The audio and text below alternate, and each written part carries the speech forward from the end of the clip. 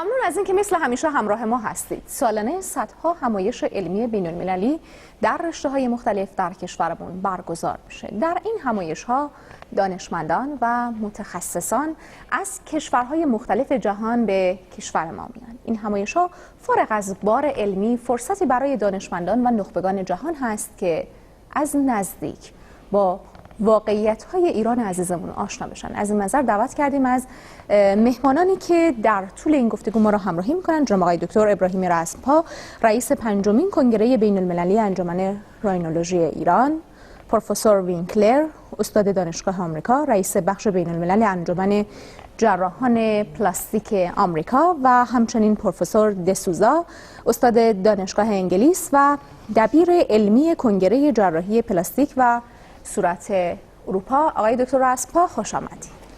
خیلی ممنونم. من سلام عرض می‌کنم خدمت شما و بینندگان عزیز و در خدمتتون هستیم که سپاسگزارم استفاده بکنیم. خدمت پروفسور وینکلر و پروفسور دسوزا هم خوش آمد میگیم و خیر مقدم از اینکه حضور پیدا کردن در شبکه خبر. Welcome and thank you for joining us. آقای دکتر رسم‌پا برای ما بفرمایید در ارتباط با پنجمین کنگره راینولوژی و شمار مهمانان خارجی و ملیت‌هایی که در این همایش و کنگره حضور دارند. پنجمین کنگره بین‌المللی راینولوژی و جراحی پلاستیک صورت که از 22 مهر تا 24 مهر ماه در مرکز آموزش‌های رازی برگزار میشه.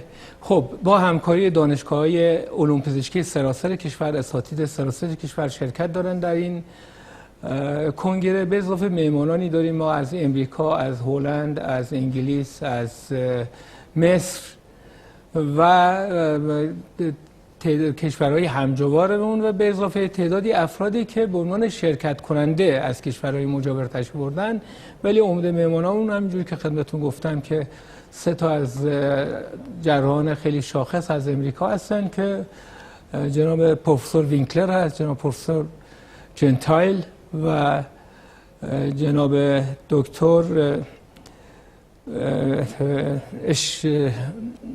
وینکلر و پروفسور دسوزا از انگلیس هستن، از کالج سلطنتی انگلیس هستن و ایشون ضمن اینکه دبیر علمی کنگره بعدی جراحی پلاستیک هستن از امریکا. توی این کنگره خب به مدت 3 روز برگزار میشه و ما من یادم نفر بعدی که محورهای رو آقای دکتر رسم‌پا مورد بحث و بررسی قرار میدید، با کدام یافته‌های علمی در حوزه راینولوژی بحث میکنید و اون رو در معرض دیگر پزشکانی که در این حوزه فعال هستند قرار میدید؟ بله، من اشاره کنم نفر سوم از امریکا دکتر جنتایل بود که از استاد جراحی پلاستیک هستن. ما سعی میکنیم تو این کنگره 3 تا محور اصلی داشتیم. یکی بحث بیماری‌های مربوط به بینی و سینوس، بیماری مختلف، تکنیک‌های تشخیص و درمان بینی و سینوس، خب اندوسکوپی سینوس. یکی بحث جراحی پلاستیک بینی و سیروس، روش‌های جدید، تکنیک‌های جدید که هم اساتید دانشگاه داخل و هم اساتید خارجی تو این زمینه‌ها بحث خواهند کرد. به طور مشخص تو این کنگره ما تو هر کدوم از این کنگره‌مون روی قسمت بیشتر به اصطلاح تمرکز می‌کنیم. تو این کنگره خاص مسائل گوش حلقومی اطفال و مسائل اختلال رو بیشتر پرداختیم بهشون. آقای دکتر رسم‌پا از دوستانتون جناب پروفسور وینکلر و پروفسور دسوزا بخواید که برای ما توضیح بدن که در کدام مراکز علمی در آمریکا و انگلیس فعالیت میکنن و برای چندمین بار هستش که به کشور عزیزمون ایران سفر میکنن. Thank you again for joining us. Would you please introduce yourself and say about your university, and is the first time or second time that you have been to Tehran? Sure. Well, thank you for having us in your country. It's wonderful to be here. My name is Andrew Winkler, and I'm a professor at the University of Colorado in the United States. Okay. ایشون تشکر میکنن که ما دعوتشون کردیم تشریف دارن. میگن که در دانشگاه کلرادو به عنوان استاد دانشگاه کلرادو مشغول به کار هستند. چندمین بار هستش که به کشور ما سفر کردن؟ It's the second time that you have been to Tehran. This is the second time, correct. Yes, این بار دوم است که ایشون به ایران تشریف میارند و در برنامه علمی ما شرکت میکنند. راجع به بار علمی و تخصص جناب پروفسور دسوزا هم برای ما بگین، اینکه ایشون برای چندمین بار هستش که در کشور ما حاضر هستند. Okay. Would you please introduce yourself, your university, and say about how many times have you been to Tehran?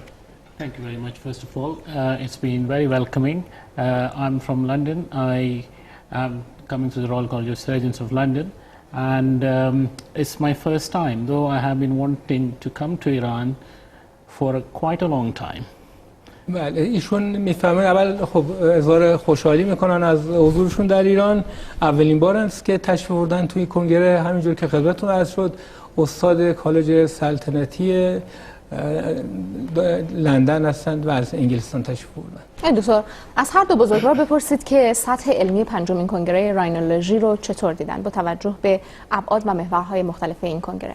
Okay, thank you. How did you find the scientific level of our Congress? I find it to be exceptional. I have been to many such congresses around the world, and this one is very much equivalent to all the others in terms of the lectures that have been given, the content of those lectures, and the camaraderie among the presenters. میگن ما توی کنگره زیادی در همه جا شرکت کردیم، اینی استثناء بود این کنگره و واقعا چیزای محتویات علمی کنگره خب مثل خیلی جای پیشرفته دیگه که رفتن و حضور داشته باشن در همون حدود و در سطح و خب خیلی راضی هستن از وضعیت این کنگره و محتویات کنگره. Professor Desa, how did you find the scientific level of our Congress? I think the scientific level has been great. And in addition to the actual content of the meeting itself, I think what makes this exceptional is the audience we have at this Congress. All the doctors I've met have asked me questions that actually have got me thinking a lot more of what I do. So it goes back to what my colleague was saying, is literally it is very high, and I think there is hardly anything, probably nothing to separate what happens here or what happens in elsewhere in big Congress meetings. باز ایشون هم به همین شکل تاکید میکنن ضمن اظهار رضایتی که دارن، میگن خب ما با همکار زیادی هم صحبت کردیم به چیزی که در نهایت اشاره میکنن، میگن که من خب چیزایی که اینجا مشاهده کردم مسائل علمیش هیچ تفاوت خاصی نیست با جایی که جای دیگه، چون در سراسر دنیا میرن کشورهای پیشرفته کنگره‌های زیاد شرکت میکنن، میگن اینجا اول که اشاره کردن یه استثناست و خیلی به هر حال راضی بودن از سطح علمی این کنگره ما.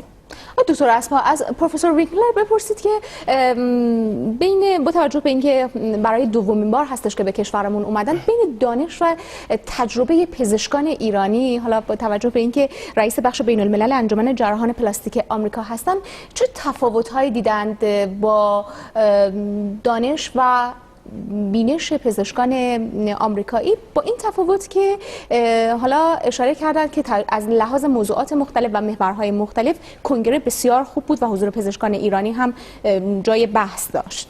Okay, as you mentioned about the high level of our Congress, she asked, how did you find, what's the difference between the scientific level of our colleagues and your colleagues in US? What's the difference? I wouldn't say there is a major difference between the scientific level. I think the access to education, the medical education level, is quite similar. And in fact, the techniques that we're discussing at this meeting are very similar to other meetings that I've been to.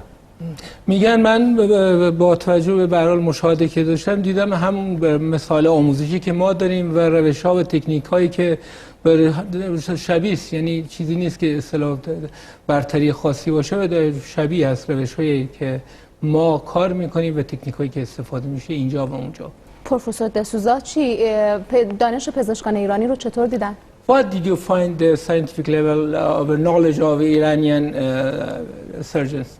I think the knowledge is extremely high, and what I would say, if at all I have to say, is that the type of patients we treat, the patient groups are different here to what we find. And considering I live in a city like London, I think it has helped me to actually learn a few things from the doctors here. So overall, I would say it's a fantastic experience. Sometimes the technology may take a little while to come through, but it is unparalleled. بله ایشون اشاره میکنن که خب سطح علمی اینجا خیلی بالاست، بینایت بالاست و من با توجه که تو لندن زندگی میکنم و دیدم اونجا رو، خب پیشرفت‌های اونجا رو دیدم، آشنا هستم. وقتی اومدم اینجا یه مقدار زیادی از اینجا آموختم، از کسانی که اینجا کار میکنن و بعد آشنایی که داشتم. به هر حال از نظر اطلاعات و سطح اطلاعات بسیار خوب است و ایشون اشاره میکنن که من خیلی چیزا یاد گرفتم از حضورم در ایران. آقای دکتر اسباب، بسیار ممنونم از حضور شما تا این لحظه در استودیوی پیشخوان خبر و از اینکه ترجمه کردید صحبت‌های هر دو بزرگوار رو در حوزه راینولوژی و ارائه کردید مهمترین محورهای پنجمین کنگره راینولوژی ایران رو. با شما خداحافظی می‌کنم. مهمان دیگری به جمع ما ملحق خواهند شد. اجازه بدید که فاصله کوتاهی بگیریم، سری به پخش شبکه خبر بزنیم، برگردیم باز هم با شما همراه خواهیم شد.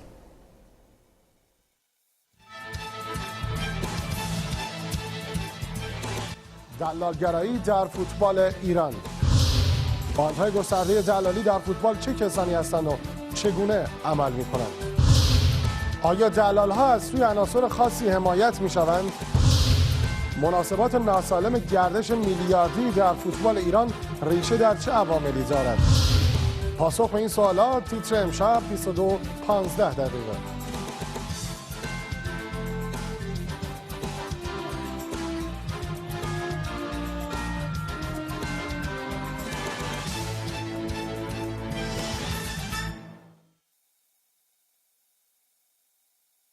درود بر شما هموطنان گرامی.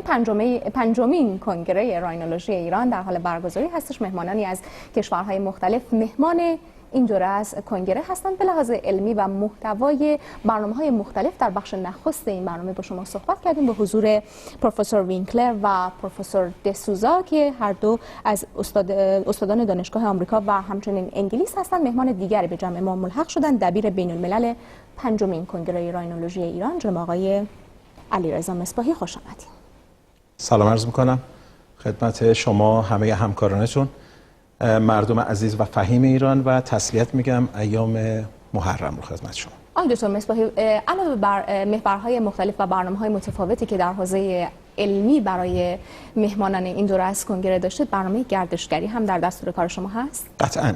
ببینید سرکار خانم، وقتی که ما خودمون مسافرت میکنیم تو این کشورها و اینها رو میریم اونجا رو میبینیم، من هر چقدر از طرف خودم بگم که کشور ما چطوریه و کشور خوبی داریم، خیلی تفاوت میکنه با اینکه این افراد خودشون بیان اینجا، واقعیت اینجا رو ببینن و برگردن اونجا. من همیشه مثالی که میزنم اینا وقتی برمیگردن میشن سفیر بسیار خوبی برای کشور ما. ما 2 تا هدف داریم توی انجمن علمی راینولوژی ایران که الان جایگاه بسیار عالی توی کل دنیا داره. اینی که وقتی ما مهمان‌ها رو دعوت می‌کنیم بین‌المللی، اول مهمان‌های سرشناسی رو همیشه میاریم.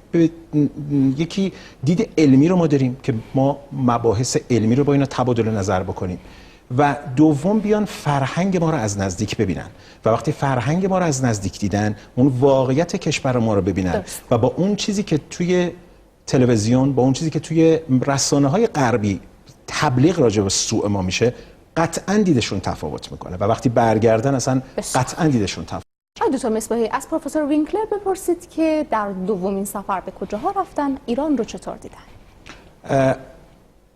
Andrew, just I want to have a question from you. Which cities you visited during stay this time and the previous time? And what do you think regarding Iran and the cities of Iran? This visit, I was able to stay in Tehran, and we were able to walk the streets and see the architecture and this sort of thing. The last time, we spent time in Shiraz and walked through Persepolis and had a wonderful time in Shiraz. My impression of the cities and of Iran is one of very positive. It's a beautiful land, beautiful cities, architecture is beautiful, and great culture and history that I very much enjoy. Thank you very much. عرض کنم خدمتتون که میگن که توی سفر اول من شیراز رفتم دیدم و پرسپولیس رفتم دیدم، تخت جمشید دیدم، با تاریخ ایران آشنا شدم و توی این سفر دوم تهران رفتم گشتم و اون واقعیت ایران رو نگاه کردم. یک کشور بسیار خوبی دارید، مردم بسیار مهربانی دارید و یک اصطلاحاً دید بسیار مثبتی نسبت به ایران به هم زده و میگه که همه چی خیلی خوب مثل چیزی که توی همه جاهای دنیا وجود داره.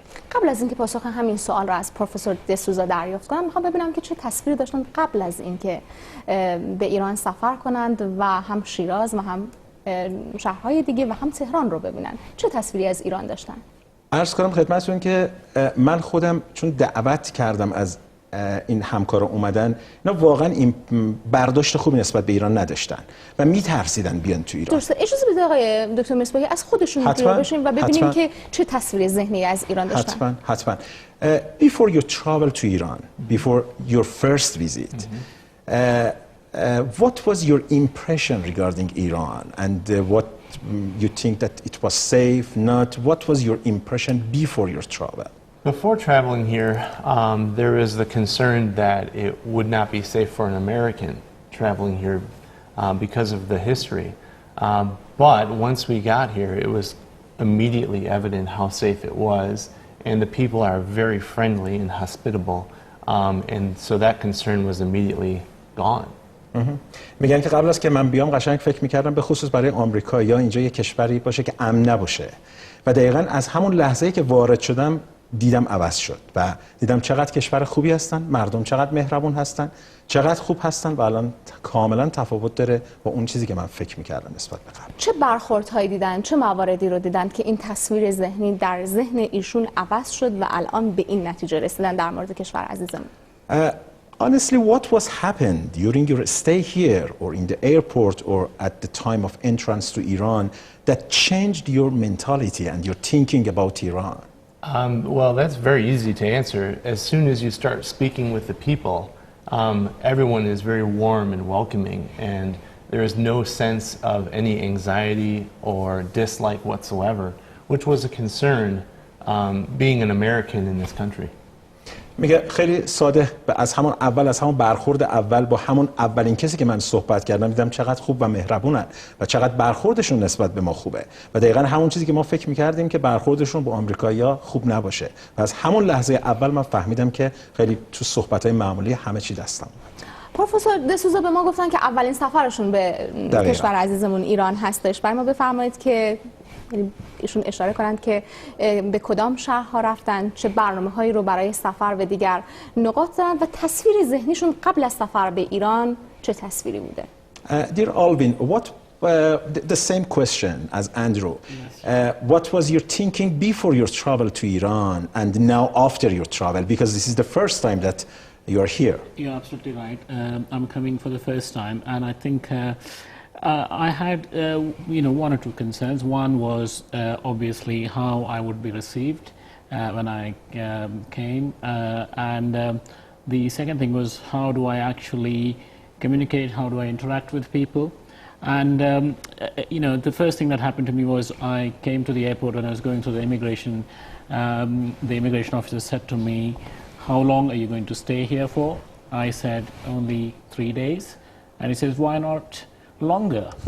And and he gave me a smile and he said, "Look, just we want you to stay longer." So I think that obviously put me at ease, and since then everything has been very easy. I've been in the shopping centers. It's been fantastic, and I think overall it's been a very positive experience. And I would only add that I have I have 3 children. So I normally like to try different places. And the way I do it is I go to a meeting, and if I like the place, and then I say to my family, we have to go there. And this is going to be that occasion where I'll have to tell my family, I've already told them in London, next time we are coming to Iran for the meeting. Hopefully you'll invite us. Sure. And of course, for them to see the place. Very welcome. میگن که از همون اولین برخوردی که من توی وارد فرودگاه شدم برام جالب بود. توی قسمت اون ایمیگریشن یا چک پاسپورت و ویزاشون که اومدن دیدن که میگه من با یه خنده مواجه شدم. کسی که این چک ویزا رو برای من میکرد به من لبخند زد و از من پرسید که چند روز میمونی؟ گفتم 3 روز و بهم گفت چرا بیشتر نمیمونی؟ ایران خیلی کشور خوبیه و بیشتر بمون. و میگه از همون لحظه اصلا تصور من نسبت به ایران عوض شد. بعد رفتم، نکته جالب بود این چمدونش به دستش نرسیده بود و دقیقاً همون آن که اومد مجبور شد بره لباس بخره اینجا و میگه وقتی رفتم من لباس خریدم اصلا دیدم چقدر خوب، همه چقدر برخورده خوب، یعنی رفتم خریدم که کردم بسیار اصلا تصور خیلی خوبی دارم. من میگه من خیلی سخنران هستم تو خیلی از کشورها میرم صحبت میکنم و 3 تا میگه فرزند دارم و میگه که وقتی من از هر کنگره‌ای برمیگردم توی کشورم پیش فامیلم، اگر تصور خوبی از اون کشور داشته باشم بهشون میگم که حتما دفعه دیگه با هم بریم و اگر تصور خوبی نداشته باشم بهشون میگم نه من رفتم حالا خوب بود یا بد بود دیگه اصرار نمیکنم بیان. و میگه که قطعا من وقتی برگردم اونجا حتما با فامیلم میام. البته میگه اگه منو دعوت بکنید دوباره که من گفتم که حتما دعوتت میکنم. و نکته جالب این بود که ایشونو من چندین بار دعوتشون کردم و واقعا یکی از چیزا خانواده‌اش بود که اجازه نمیدادن بیاد، یعنی خودش دلش می‌خواست منتها خانواده‌اش اجازه نمیدادن و الان من واقعا خوشحالم که میخواد دفعه دیگه با خانواده‌اش بیاد. این برای ما خیلی ارزش داره. متشکرم. آقای دکتر مصباحی، از آقای پروفسور وینکلر بپرسید که در ایران چه جاذبه‌های بیشتر نظرشون رو جلب کرد. Andrew, this is a question that what was the most important things that it is attractive for you during your stay in Iran? Well, number one, seeing friends like you again, Thank you, sir. As well as meeting new friends from Iran. I very much like learning about the history of Iran and the culture and the religion and all of the experience that you have here. It's quite different from my experience and I enjoy that.